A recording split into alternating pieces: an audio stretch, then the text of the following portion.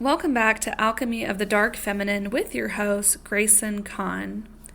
Today I want to talk about fawning, but not in the way you've probably heard it before.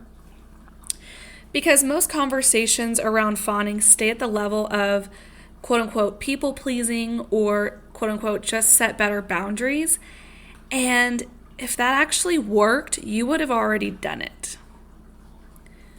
What I want to bring to you into today is the deeper layer, the pattern underneath fawning, especially when you've been exposed to what I call covert saboteur energy. Fawning is not a personality trait. It is a nervous system adaptation.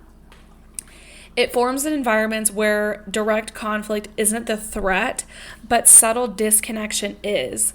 It's where nothing is said outright, but everything is felt.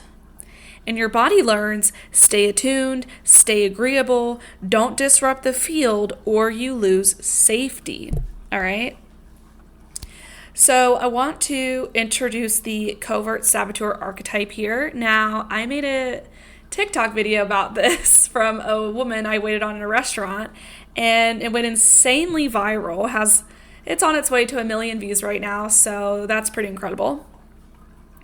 So yeah, let's deep dive into this. Covert saboteur energy doesn't dominate you loudly, it destabilizes you quietly. So this is how it shows up. It looks like subtle invalidation, quiet competition, emotional inconsistency, support that disappears when you're in your power, and the most disorienting part is that there's just enough good to make you question yourself. Okay? So let's talk about the hidden contract around this. So this is where fawning actually becomes a pattern and not just a response.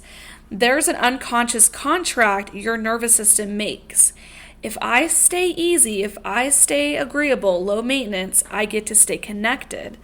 But what's actually happening is you're maintaining the connection at the cost of your truth. And over time, your body starts associating authenticity with loss. Now, let's get into why you can't just, quote unquote, just stop, okay? And this is why advice like, oh, just set boundaries can almost feel insulting. And it's because your body doesn't experience fawning as a choice, it experiences it as protection. So when you go to speak up, set a boundary, or disrupt the dynamic, your system doesn't say, oh, this is growth. It says, this is risk. All right? So the gentle power shift I'm offering y'all is this. Okay. The shift out of fawning doesn't come from forcing yourself to be different. It comes from creating enough internal safety that your body no longer needs the pattern. It's slower than what people want, but it's real. All right? And this is why I'm like so unstoppable confronting and dealing with this energy in different people and dealing with people's different survival trauma responses. Okay? And it's the difference between performing boundaries and actually embodying them. Okay?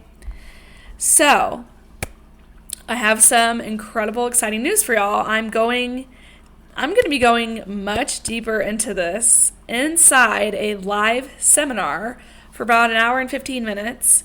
I am hosting next week where I'll walk you through how to actually stop fawning at the nervous system level and the pattern level, especially if you've been in these covert dynamics. This isn't about becoming harsh or shutting down. It's about learning how to stay connected to yourself without abandoning yourself. So, if you have felt yourself in this episode, you'll feel held in that space.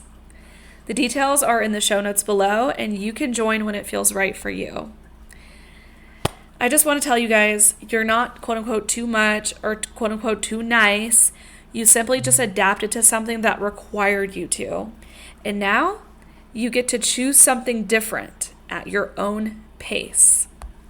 I love you guys so much. Stay tuned for another incredible podcast drop where I'm going to be deep diving into, I don't know if I want to do narcissistic dynamics next, or yeah, we'll see. We'll see what my TikTok community points me to. But for now, I love you so much, and I can't wait to see you at our next live seminar, our next live activation. Okay, love you guys. Bye for now.